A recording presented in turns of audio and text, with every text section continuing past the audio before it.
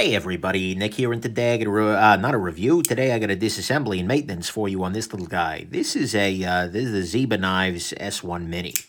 Interesting little piece. I'm very curious to see how this guy looks on the inside here. Hold on just a second. There's a little bit of a clunk there to it that I'm always skeptical of. It made me wonder whether there was a blade contacting liner thing, but no, doesn't appear to be the case. Just must be the nature of the stop bit or something. But all right, let's go ahead and pop this open. Looks like T6 in the back here. Pop that out. And betting T8 for the pivot. So this is okay. Oh, I see. So it's a big, thick pivot. Huh, I've seen a pivot like that before. Interesting. And then, oh, the pocket clip screw looks like it also is holding the thing together. So I need to pop that loose as well. Actually, maybe I should have come at this from the other side. Well, is this going to fly? Probably not. Let's see if this allows me to take it apart. No. Okay. So instead, I need to also take this guy off. Thus meaning that I shouldn't have removed this screw. And, well, there that went. Okay. So, let's see what we got here. We have a small frame lock flipper. No problem. Okay. Let's go ahead and start cleaning. Thank you very much to my buddy Andrew. Donated this little guy for review, so long as I donate it to charity following, which is nice. Ooh, that's a little grody. Get this cleaned right up here. Yeah. I don't know what's going on here, but I don't want any part of it. Can I pop this just out and lift? Yeah, I can. So it's got this nice thin washer here. Well, I don't know if it's nice that it's thin, but it does have a thin stainless steel washer on top of what appears to be a titanium over there. You can see it's worn a nice little track into the steel. Doesn't appear to have deformed at all, so it's not doing the full-on, pardon me, Spyderco tiny washer thing. But it's cleaned out now. Just nice, fine.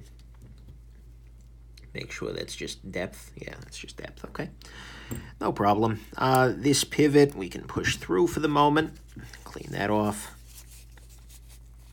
This is a little dirty, so I'm hoping that the action will be even better after I finish the disassembly here.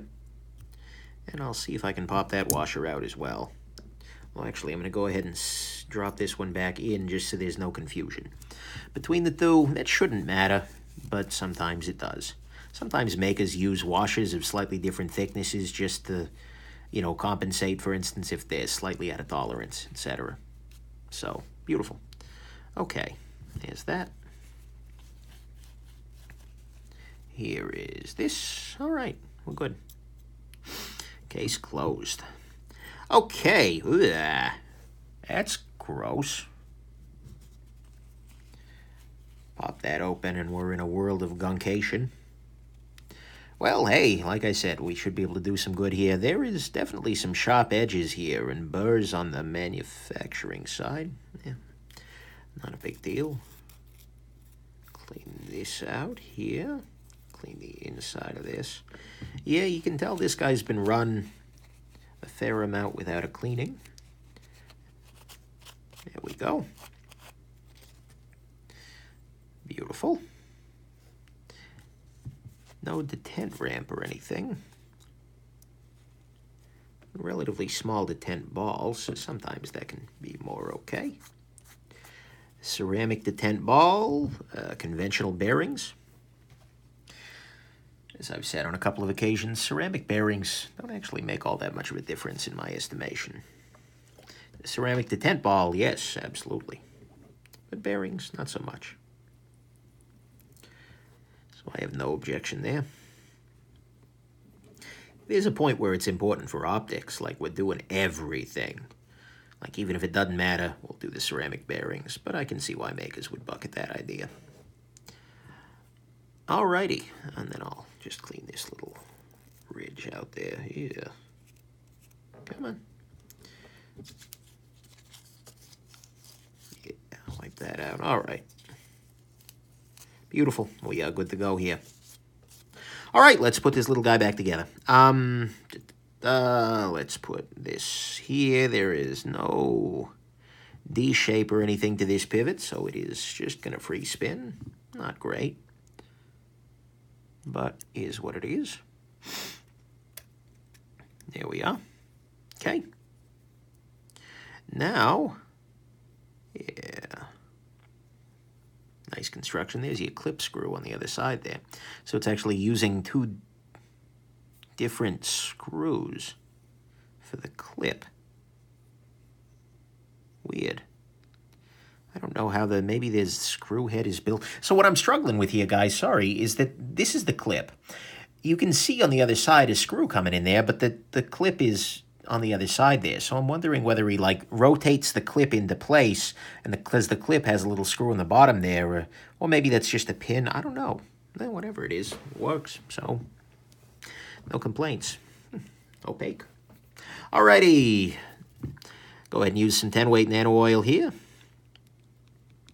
Using it a little pen applicator to avoid putting down too much, although I will then proceed to put down too much, so, you know, is what it is.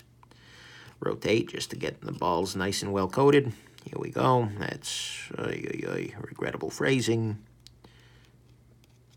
I've occasionally thought that the channel could be rather neatly changed to regrettable phrasing with Nick Shabazz, and it would work. Okay, let's put our stop pin in place on this side. That's a useful thing. All right. There's that in place. Let's put down some lubrication here, here. There we go. A little bit here, a little here, a little here. Okay. Anything missing? No. All right. Now we drop this whole thing onto here. Why are you not wanting to go together? There we go. All right. Oh, okay. Stop pin is seated. I'm going to go ahead and secure the backspacer here in place. I'm going to go ahead and use some thread locker. This is a medium strength thread locker here. Blue Loctite, never the red. Okay, now I'm going to put the pivot in place. Just did that so this scale won't fall off. And given that it is located, there's a second pin in there locating it. That's fine. There we go. Things popped into place now. That's a little tight. Let's go ahead and, although things are a little bit out of whack because I only have some of the pins or the screws in place, so let's go ahead and place those back in place. Place them in place. Nice. There we go. And here we go. I'm going to need to adjust that pivot, though. That's not quite where I need it to be. Okay. Yeah. Still feels a little tight, so let's go ahead and back that off. You can tell, one of the ways you can tell it's a little tight is that the centering is slightly off here.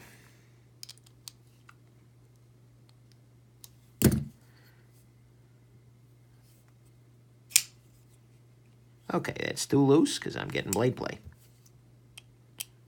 Oh.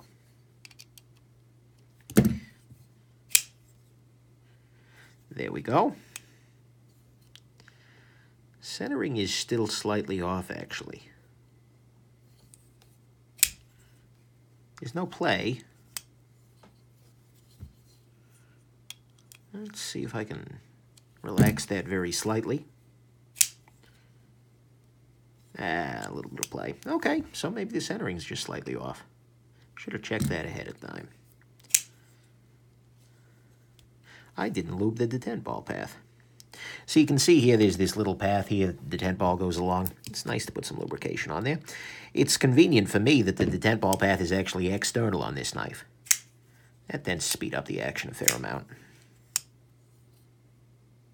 I'm going to loosen these scale screws and then retighten them in a second here, just to see if maybe there's some tension in the system that's causing that centering issue.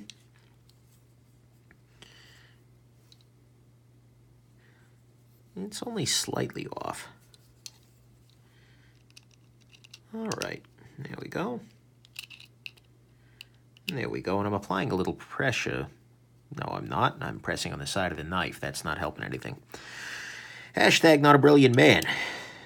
See, didn't take long. There you go. Yeah, it looks like centering is just a little off. It's life. Alrighty, but anyways, there you go. That's the Zieba S1 Mini here. And I hope this has been interesting to you, and that you have yourselves just an absolutely wonderful rest of your day. Bye now.